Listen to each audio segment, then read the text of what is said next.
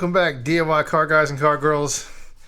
I made one hit to the 8th, shut it down, did some motor pass, and then I was like, hit the brakes, like, the brakes don't feel right. So I got back to the pits. Check this out. The proportioning valve sprung a leak. So I limped it home. So it seems like we just can't get this guy right. I'm trading leaks. Because last time I went to the track, my transmission lines down there started leaking. And once I fixed that, I was like too late to go to the track. But at least I made one hit. Honestly, I was not prepared to go to the track. I forgot my timing light and I forgot the bottle heater. So I probably wasn't going to make a nitrous pass anyways. I didn't forget the plugs though. I did bring the nitrous plugs.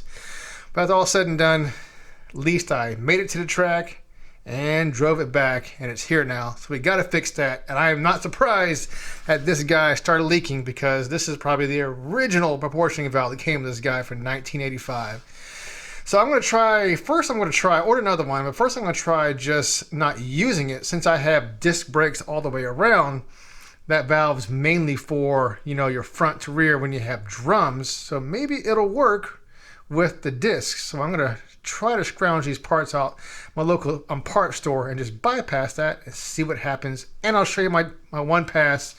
Didn't run exactly what I wanted to run. It was a little faster than the LT1, but we'll talk about more of that later. So this guy still a pretty good motor. This one definitely makes more power. We'll talk about why this one didn't go as fast as I think it should have went motor, and why that one went almost as fast. So today, that's what we're talking about.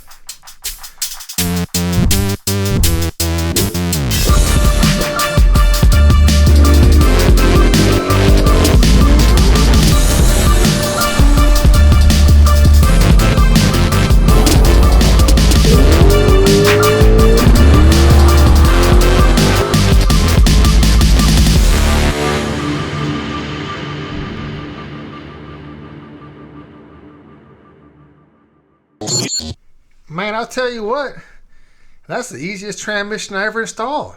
I didn't fight with it or nothing. It just slid right up in there. I can't believe it. It's a miracle. Son of a bitch. I love that video. That guy's pretty funny. Anyways, that's just a tribute to him. To discuss the LT1, what it ran, this motor ran.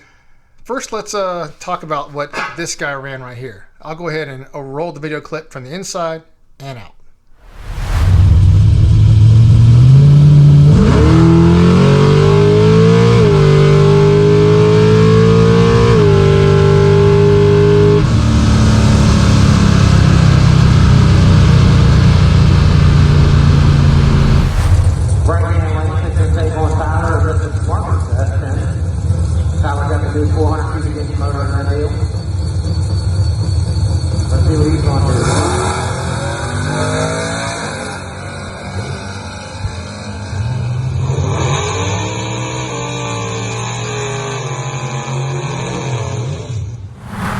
The old 400, well, I guess new 400, it ran a 672 in the 8th, a 147 60 foot, and it ran 102 miles an hour to the 8th, 102.52.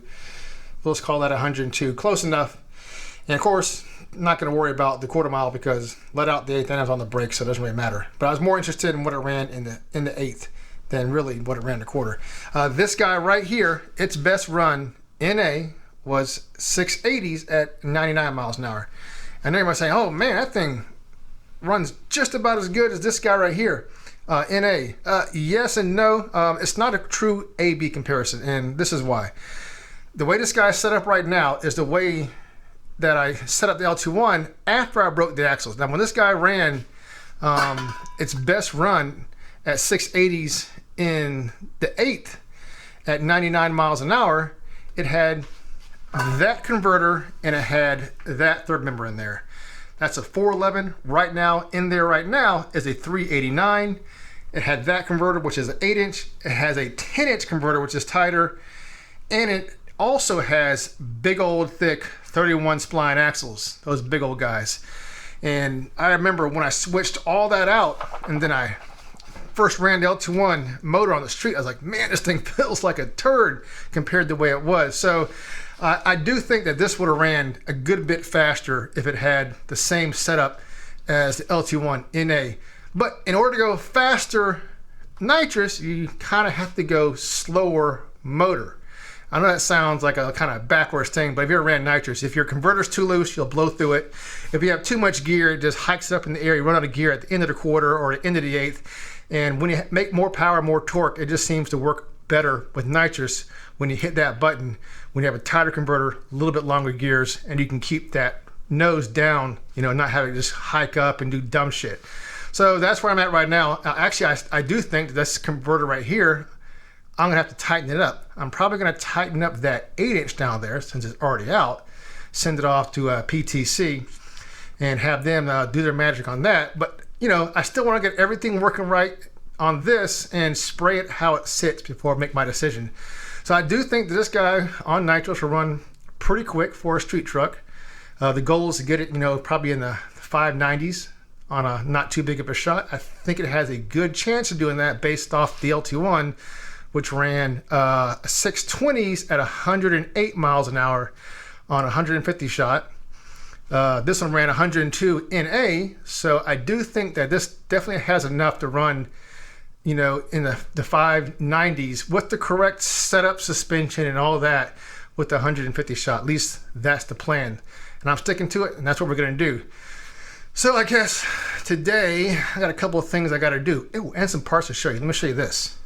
Okay, so what we have here is some Power Stop OE replacement brake rotors, but they're vented and slotted. So these guys are gonna be a lot better performance, slightly lighter. And the main reason I did that is because my front rotors on S10, they're getting pretty old. One of them needs to be turned. And also, since I have those long tube headers that go in the fender well, then, you know, I wanted to get a little more turning radius. So I figured, like, you know, why not, since these guys have to come off and you got to fill them, pull up lube and all that other stuff to put them back on there. It's not quite the easiest. It's not bad, but, you know, it's still kind of a pain in the butt a little bit. Get some new bearings for here and all that good stuff. But if you notice, right here, this is the stock ones right here. Oh, and these, I called them up. I asked them, this is the, you know, all this is the same as the OE ones set for drilled and slotted. So this will replace any S10 that has this style front rotors. So that's actually a pretty good deal. I got an excellent deal on this. If you go to Summit, if you go to Summit, this exact same setup right here is $130. At Jegs, I got it for $80. Couldn't believe it. The steal. So I picked those up. I said maybe Jegs had a mess up. Maybe they're just trying to move product. Maybe they haven't ordered from Power Stop in a long time and the mill hasn't gone up, so that's the price they have. But the reason why I got these longer studs right here, like I said before, is because I'm gonna have a little more turning in the S10. So I got right here, this is a billet spacer, 1/2-inch spacer. I didn't want to go much more than that. So now that spacer goes on there, we have some nice new long studs, and I do believe that these guys should have plenty of clamping force. I'm not sure if I'm going to run it on the track like this. We'll see how it feels when I'm out on the road, but it should give me just a little bit more turning because of those style headers that impede your turning. And right here, if you look, this is the studs I got. Let's see if we can get a focus on this guy. Right there, that's what you want.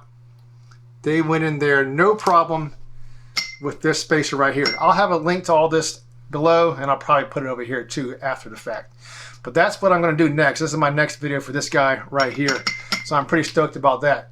While we're on brakes, might as well do those two at the same time since I got to jack it up and fix all that anyways.